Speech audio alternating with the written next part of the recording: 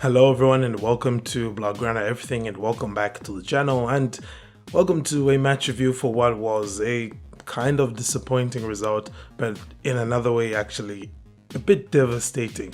Devastating because of obvious reasons, because we lost both Frenkie de Jong and Pedri within the first 45 minutes in that game, and remains to be seen how long they'll be out for, but it didn't look good on either one of their parts. Frenkie looked like he has at least a severe sprain after the way he rolled his ankle, so probably we're looking at maybe 3 weeks minimum, 2 weeks on the sideline.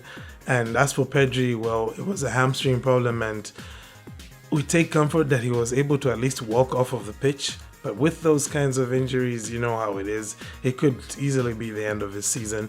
And on that backdrop, I should say that it's hard to criticize, or rather it's harsh to criticize the ultimate result that we got from it, because I felt that up until the moment that Pedri had to come off, Xavi's plan going forward with Barca kind of just went out of the window, because with Fermin there, you don't have somebody who's as good on the ball in the build-up, so that meant that Gundogan had to drop deeper to help Barcelona play through that first wave of the press from Athletic Bilbao. And well, because of that, you lost Gundogan's presence in the final third, and he has been really a creative force for Barca in the final third.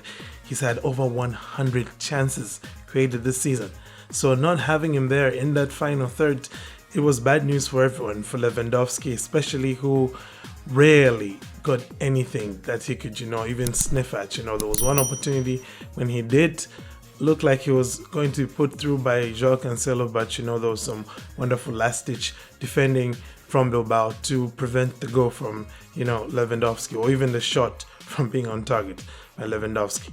And aside from all of that, the major complaint maybe that I would have here once again, sadly, has to do with refereeing, because explain to me how that foul, that trip by Berenguer on Lamine Yamal was not a penalty, because he got none of the ball. He did nothing other than trip up Lamine Yamal, and it was right in the box.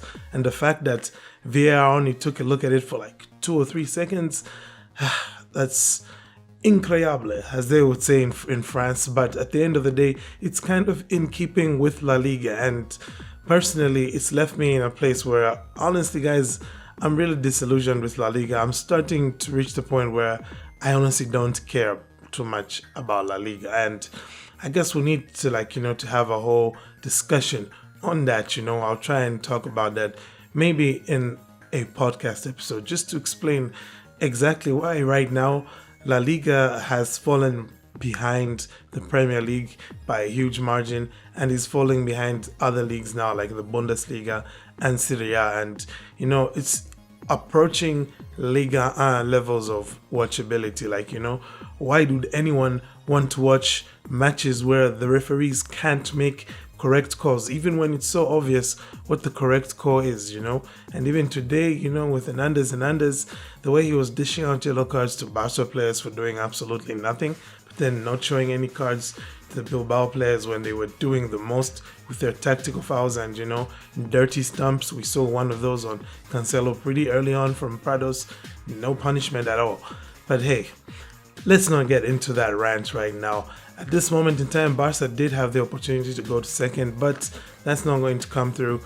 Again, like I said, I'm not going to criticize the team or Xavi too much for that ultimate result, just because there was a lot to adjust to. And if your manager is in a situation where he can't make tactical substitutions, all of his substitutions are as a result of somebody getting hurt, then well, you can only ask for so much from both the manager and the players. Now, I know there are some who will say, well, Xavi could have subbed off Lewandowski for Vitor Roque, which I'm not going to disagree with. But I also remind you all that, Xavi hasn't hesitated to substitute Lewandowski off in the past. And generally speaking, no matter how young a player is, if Xavi feels that they're ready to handle a situation, he'll definitely throw them on. So if he didn't put on Vitor Roque, it's probably because he didn't feel like that was the time maybe to bring on Vitor Roque. But aside from that, the positive from this game, we at least can take away the positive that the defense did look solid. Bilbao were limited to only 2 shots on target for the entire match, which, was the same from Barca as well. 2 shots on target only. And, well, you could say it's because Nico Williams wasn't there, but I don't think Berenguer is too bad of a backup option. And I think ultimately Barcelona's defense handled itself well. Cubarsi just, it's scary how calm and how mature this kid looks.